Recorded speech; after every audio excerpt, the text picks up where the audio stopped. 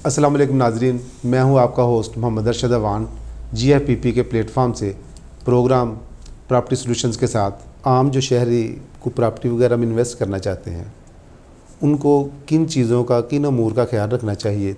जिस फ़र्द से हमारी डील हो रही है क्या वो उसके नाम उसकी प्रॉपर्टी एग्जिस्ट भी करती है कि नहीं। एक प्रॉपर्टी की टर्म है शजरा अक्स उसको कहते हैं। ये पटवार खाने जो उसका यूबी लैंड रिकॉर्ड ऑफिसर है वहाँ के ऑफिस से मिलता है। और जो आप ख़रीदने जा रहे हैं फिर आप उसके अकॉर्डिंग देख लेते हैं कि क्या मैं जितना रकबा ख़रीदने जा रहा हूँ उतनी इस बंदे की मिल्कियत है या नहीं, मुख्तार आम है या ओरिजिनल मालिक से आप बै करवा रहे हैं। रकबा जो ख़रीद रहे हैं क्या वो ओरिजिनल मालिक है, उसकी मिल्कियत की कैपेसिटी क्या है। मुख्तार आम देने से जो ओरिजिनल मिल्कियत होती है वो कैंसिलेशन नहीं हो जाती।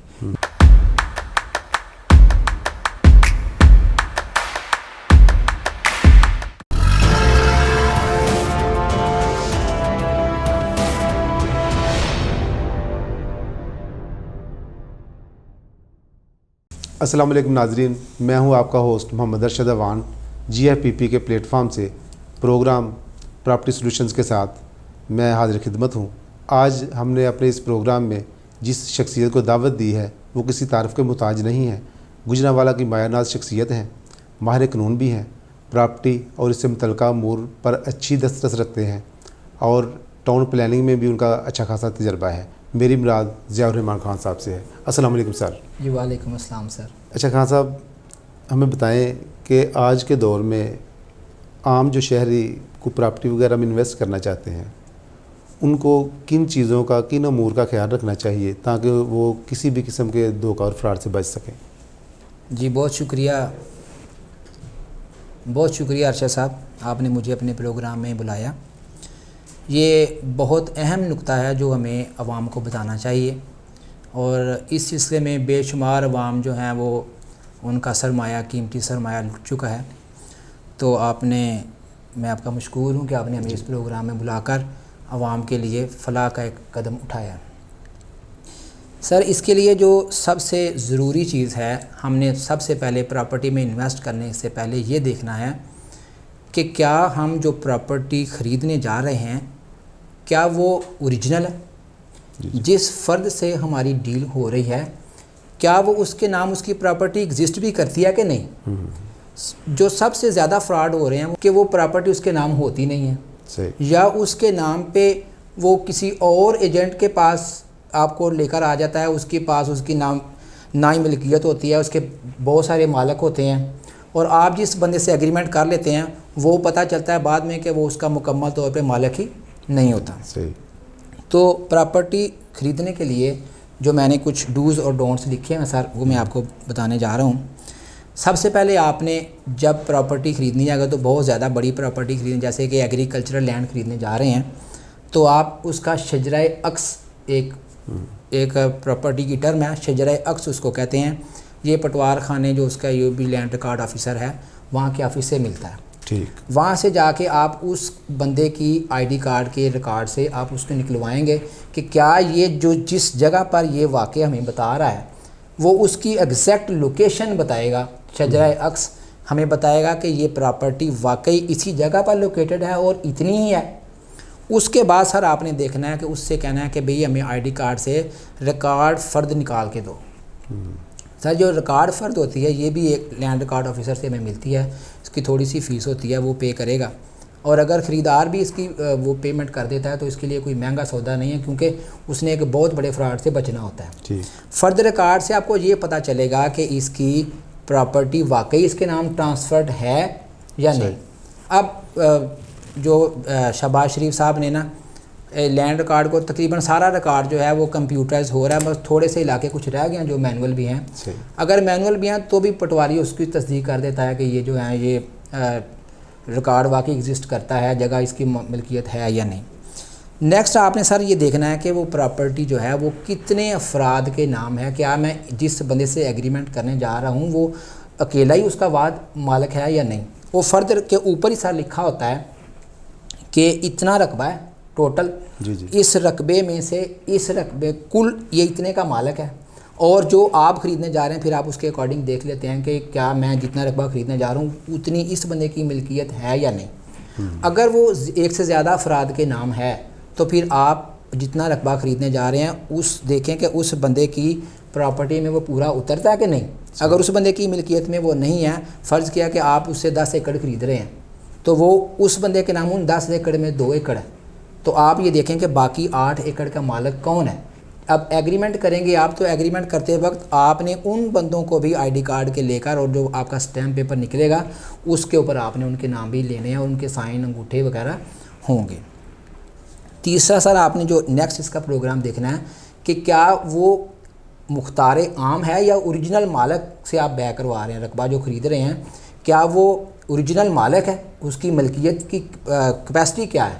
اگر تو مختار عام ہے تو سر یہ ایک ٹائپ کا فراڈ ہوتا ہے کہ ہم نے کیا فرض کیا کہ یہ میں نے 1 ایکڑ زمین تھی, میں کہیں کاروبار میں بزی ہوں, تو میں کیا کر دیتا ہوں کہ نارملی میں فرض کیا آپ کو میں مختار عام دے دیتا ہوں یا کسی بھی شخص کو مختار عام دے دیتا ہوں کہ بھئی میرے بھی ہاف پہ آپ اس رقبے کو سیل کر سکتے ہیں. اب سر کیا ہوتا ہے, مختار عام دینے سے جو اوریجنل ملکیت ہوتی ہے وہ کینسلیشن نہیں ہو جاتی. میں بھی مالک ہوں, آپ آتھورائزڈ ہیں کہ آپ میرے بھی آپ پہ پراپرٹی سیل کر سکتے ہیں. ہوتا کیا ہے کہ میں علیحدہ سیل آؤٹ کر دیا, آپ کے پاس مختار عام ہوتا ہے مگر وہ ویلڈ نہیں رہتا کیونکہ رقبہ پیچھے سے ختم ہو چکا ہوتا ہے. تو جس بندے کے پاس ملکیتی اختیار ہوتا ہے کہ وہ سیل آؤٹ کر سکتا ہے, رقبہ پیچھے سے ختم ہو چکا ہوتا ہے, وہ وہی دکھا کر لوگوں کو فراڈ لگا کے پیسے لوٹ کے تو چلا جاتا ہے. تو بعد میں پتہ چلتا ہے کہ وہ تو رقبہ اس کے نام ہی نہیں تھا, وہ تو مختار عام پہ تھا. تو کوشش کریں کہ اگر مختار عام ہے تو فرد ریکارڈ نکال کر چیک کریں کہ کیا رقبہ واقعی اتنا ایگزسٹ کر بھی رہا ہے پراپرٹی میں کہ نہیں.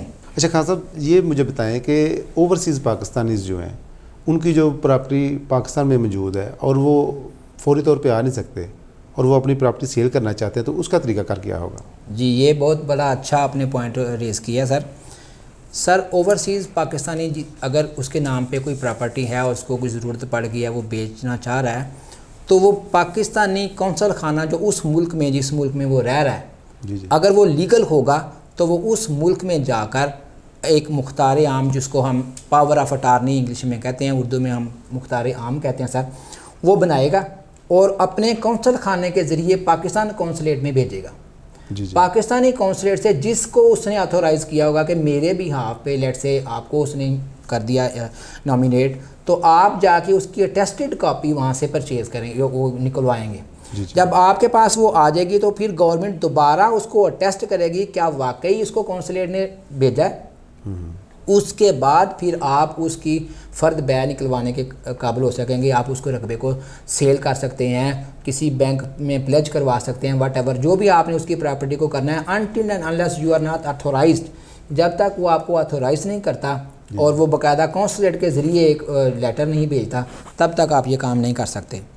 اور اس کے بارے میں سر یہ نیکسٹ آپ نے اگر دیکھنا ہے تو یہ دیکھنا ہے کہ یہ سوسائٹی یا کسی بینک کے اوپر یہ جو جگہ ہے رقبہ خرید رہے ہیں, مکان ہے, پراپرٹی ہے, کچھ بھی, وہ پلیج تو نہیں ہوئی.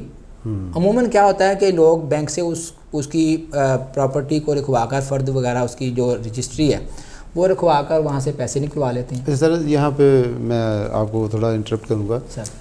یہ کیسے پتہ چلے گا کہ یہ فلاں جو پراپرٹی ہے یہ بینک پلج ہے یا اس کے اوپر کسی قسم کا کوئی مسئلہ مسائل نہیں ہے, کوئی ایلیگیشن نہیں ہے کسی قسم؟ جی بالکل. کیسے پتہ چلے گا؟ یہ بھی جب سر آپ فرد ریکارڈ نکلوائیں گے تو آپ نے وہی فرد ریکارڈ جو ہے لینڈ ریکارڈ آفیسر میں لے کر جانی ہے, وہاں سے ویریفیکیشن کروانی ہے کہ اس کے اوپر کسی کورٹ کی کوئی پروسیڈنگ کوئی اسٹے تو نہیں لگا ہوا. سم ٹائمز ہوتا ہے کہ ہم نے کسی کورٹ میں اس کے مچلکے جمع کروائے ہوتے ہیں, اب وہ کورٹ اس وقت تک کورٹ میں وہ رقبہ جو ہے وہ بونڈ ہو جاتا ہے, وہ فار سیل اویلیبل نہیں ہو سکتا جب تک کہ آپ اس کورٹ کے اندر سے اس رقبے کو بازیاب نہیں کروا لیتے. جی وہ بھی چیک ہوتا ہے لینڈ ریکارڈ آفیسر سے. یہ بھی بہت امپارٹنٹ نقطہ ہے کہ آپ اس کو جا کے لینڈ ریکارڈ آفیسر سے چیک کروائیں کہ کیا یہ بینک یا سوسائٹی میں پلیج تو نہیں ہوا. فرض کیا ہے وہ لوگ کیا کرتے ہیں, عموماً ایک پراپرٹی ہے اس کو بینک میں پلیج کروایا, وہاں سے لون لیا, بھاری اماؤنٹ کا لون لے لیا, بعد میں اسی رقبے کو کسی آگے انوسینٹ پرسن کے آگے وہ سیل آؤٹ کر دیتے ہیں. اب جب وہ اس کے جال میں پھنس جاتا ہے, وہ جب پیسے دے دیتا ہے تو جب اس کی رجسٹری کی باری آتی ہے, جب اس کو ٹرانسفر کی باری آتی ہے تو ہوتا ہے کیا کہ وہ رقبہ تو وہاں سے اس کی فرد پتہ چلتا ہے کہ اس کی فرد ملکیت نکل نہیں سکتی، فرد بیع نکلتی نہیں ہے. جب وہ فرد بیع نہیں نکلتی تو پھر وہ بندہ پریشان ہو جاتا ہے. پھر وہ جب تک وہاں سے کورٹ اس کو آرڈر کر کے اس کو اسٹے کو کینسل نہیں کرتی تب تک. اور سر ایک اور ہے کہ جب یہ عمران خان صاحب کی گورنمنٹ کے بعد ایک ہمارے پاس ٹاؤن پلاننگ کے اوپر بین لگے تھے، تو بہت ساری پراپرٹی جو ہے گجرانوالا میں دیگر ممالک میں بھی دیگر ایریاز میں بھی بہت سارے ٹاؤن جو تھے وہ بین کر دے گئے جو انلیگل ٹاؤن ہیں، جنہوں نے اپنے ٹاؤن میونسپل اتھارٹی سے رجسٹر نہیں کروایا ہوا، NOC نہیں لیا ہوا، وہ بھی سر دڑا دڑ پراپرٹی سیل کرتے جا رہے ہیں. لوگ اب یہ دیکھتے ہیں کہ ہمارے جیسے انوسینٹ لوگ ہیں وہ چلے جاتے ہیں، سمپلی بس یہ دیکھا کہ یہ بہت اچھی گاڑی میں بیٹھا ہے تو مالک ہی ہوگا. ہم اسی جھجک میں جا کے نا تو بہت بڑے بڑے جو ہیں وہ پلاٹس خرید لیتے ہیں، لاکھوں کروڑوں کا لوگ سرمایہ لگا کھا کے تو چلے جاتے ہیں. سر کسی قسم کا اس میں آپ ریلیکٹنس نہیں لینی. جس بندے نے پراپرٹی خریدنی ہے وہ تھرو آؤٹ اس سے ویریفیکیشن ڈاکومنٹس مانگے، ویریفیکیشن کرے کہ کیا آپ کا یہ جو ٹاؤن ہے یہ بین تو نہیں ہے. اب وہ تو کہے گا بین نہیں ہے، یہ بھی ادھر لینڈ کارڈ آفیسر سے ریکارڈ نکلتا ہے. جو ٹاؤن ہوتا ہے بین ہوا وہاں سے ایک لسٹ جاری ہوتی ہے، وہ اس لسٹ کو اس رقبے کے مطابق ٹیلی کریں کہ اگر وہ رقبہ اس میں آ رہا ہے تو وہ بندہ 10 دفعہ بھی کہتا ہے کہ میرا رقبہ جو ہو گیا ہے واٹ ایور فراڈ کرنے کی کوشش کرتا ہے تو اس کو ایڈمٹ نہ کریں آپ. اچھا سر، یہ آپ سے سوال پوچھنا تھا کہ فرض کریں ایک رقبہ 20 کنال ہے سر، اس کے 6 مالک ہیں جی، اور ایک مالک اس میں سے بیچنا چاہ رہا ہے 1.5 کنال سمجھ لیں، جی سر، کیا وہ 1.5 کنال کا سودا کر سکتا ہے، بیچ سکتا ہے، یا اوور آل وہ 20 کنال ہی جو ہیں وہ سب کی رضامندی سے بکیں گی، یا صرف اپنے حصے کا وہ بیچ سکتا ہے جبکہ وہ 20 کنال سب کی مشترکہ پراپرٹی ہے؟ سر 20 کنال سب کی مشترکہ پراپرٹی ہے. اگر کسی بندے کے نام 1 کنال 2 کنال واٹ ایور جتنا رقبہ ہے وہ اس کا مکمل مالک ہے تو اس کو باقیوں سے کسی قسم کی پرمیشن لینے کی ضرورت نہیں ہے. جیسے کہ میں نے پہلے بیان کیا کہ وہ فرد ریکارڈ نکلوائے گا، فرد ریکارڈ میں اس لکھا ہوگا کہ 20 کنال کل رقبہ، آگے اس کی ملکیت، اس ملکیت میں حصہ وہ صاف واضح لکھا ہوتا ہے فرد ریکارڈ میں کہ اس 20 کنال میں وہ 1 کنال کا مالک ہے، آدھا کنال کا مالک ہے، چند مرلوں کا مالک ہے. جتنے رقبے کا سر وہ مالک ہوگا اتنا رقبہ وہ بغیر کسی کی انٹرپشن کے، بغیر کسی کی NOC کے، بغیر کسی کی پرمیشن کے وہ بیچ سکتا ہے. اگر آپ کو اس سے زیادہ رقبہ ریکوائرڈ ہے تو پھر آپ نے دیکھنا ہے کہ ان 10 یا 5 مالکان میں سے میں نے کس بندے کی پراپرٹی ایڈ کروانی ہے، یا وہ بندہ آپ کو بتائے گا کہ فلاں رقبہ اس بندے کا ایڈ ہوگا تو پھر اس کا بھی NOC یعنی کہ ایک فرد کارڈ ساتھ لگے گی، اس کا بھی ID کارڈ ساتھ لگے گا. اور یاد رکھیے جب بھی آپ نے پراپرٹی اپنے نام ٹرانسفر کروانی ہے، یا جب تک کہ فرض کیا آپ نے ٹائم لے لیا 3 مہینے 4 مہینے کا پیمنٹ پلان ہے، آپ انیشلی 33% ڈپازٹ پہ دے دیتے ہیں، باقی آپ کا 2 4 مہینے 5 مہینے واٹ ایور آپ اس کو ٹائم لے لیتے ہیں کہ اتنے ٹائم کے بعد میں پیمنٹ دے کے آپ سے رجسٹری کروا لوں گا. اس کو جب ڈاکومنٹیشن میں آپ نے لانا ہے تو یاد رکھیے 1200 روپے سے کم سٹیمپ پیپر کے اوپر آپ نے اس کو ریکارڈ نہیں لینا. جتنا مرضی اعتبار ہو آپ اس کو 1200 روپے کے سٹامپ پیپر سے زیادہ کی مالیت کے سٹامپ پیپر کے اوپر باقاعدہ گورنمنٹ سے سٹامپ ملتا ہے، بینک سے ملتا ہے، وہاں سے نکلوا کر ایک اچھے عرضی نویس کے ساتھ اس کو انٹیکٹ کروائیں، لکھوائیں اور اس کے سگنیچرز وغیرہ لیں. اور جو گواہان ہوں وہاں پہ تحریر ہو کہ یہ گواہان ہیں، ان کے انگوٹھے ثبت ہوں، ان کی رضامندی ثبت ہو اور ان کے سائن ثبت ہوں. اور ساتھ یہ تحریر ہو کہ اگر کسی بھی وجہ سے میرا رقبہ جو میرے نام پہ آ رہا ہے یہ میرے ملکیت سے نکل جائے، ٹرانسفر کے بعد بھی نکل جاتے ہیں، تو اندر تحریر کروائیں کہ اس پراپرٹی کا دگنا یا اتنا مالیت کا یہ ہرجانہ بھرنے کا پابند ہوگا.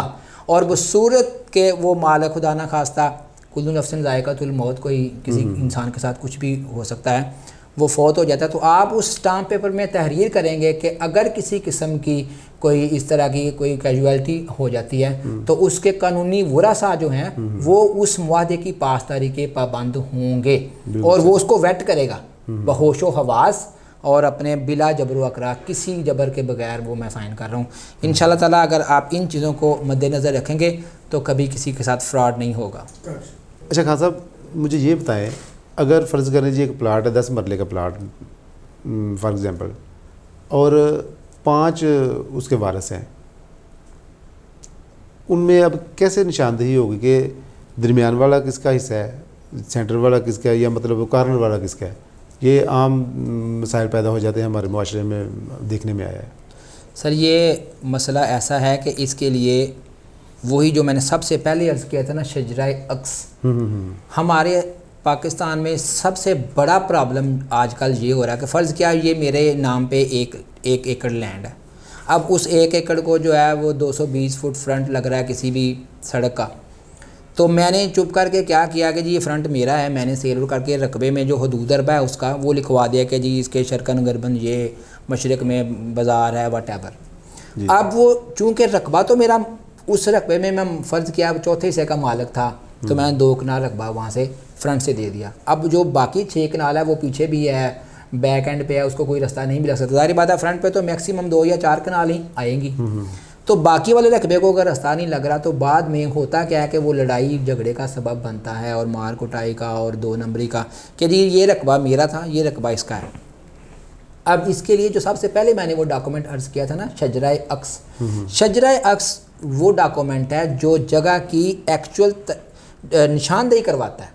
جیسے ہی فرض کیا ہم 4 لوگ ہیں، ہمارے 4 لوگوں کے نام والد صاحب کی پراپرٹی آئی 1 کنال یا 2 کنال واٹ ایور جتنی بھی آتی ہے. سر معاف کیجیے گا، شجرہ عکس تو تب بنے گا نا جب کوئی مطلب پہلے کا کوئی بنا ہوا ہے. اب فرض کریں ریسنٹلی کوئی بندہ فوت ہو جاتا ہے، اس کے آگے 5 وارث ہیں، 10 مرلے جگہ ہے، 2 مرلے آ گئی ان کو.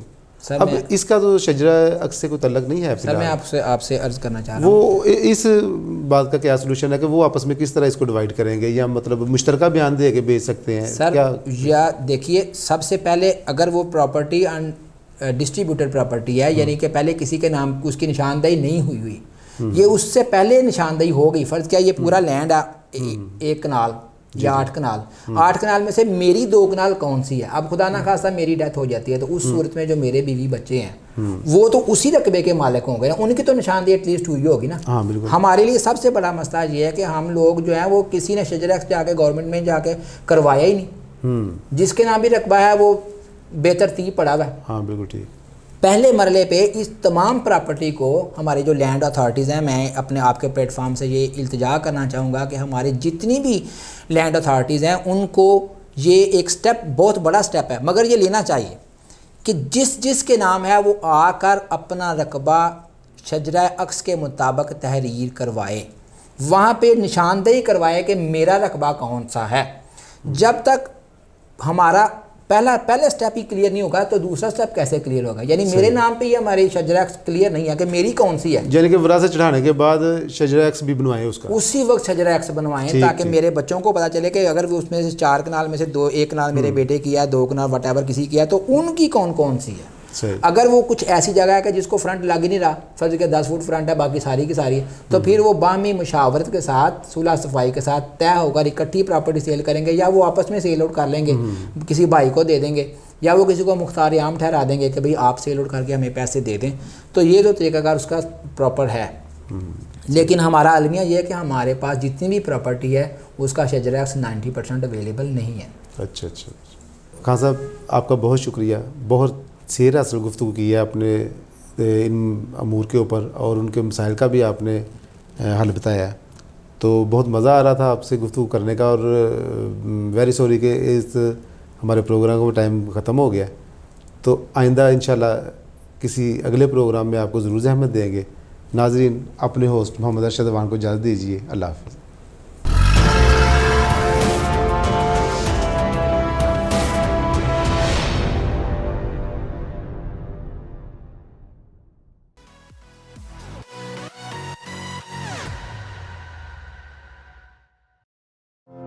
الشفا فیوچر ہاسپٹل گجرانوالا لایا ہے آپ کے لیے state of the art laser hair removal technology. Fotona laser hair removal کی مدد سے آپ کے چہرے اور جسم کے غیر ضروری بالوں کا محض چند منٹوں میں خاتمہ کیا جا سکتا ہے.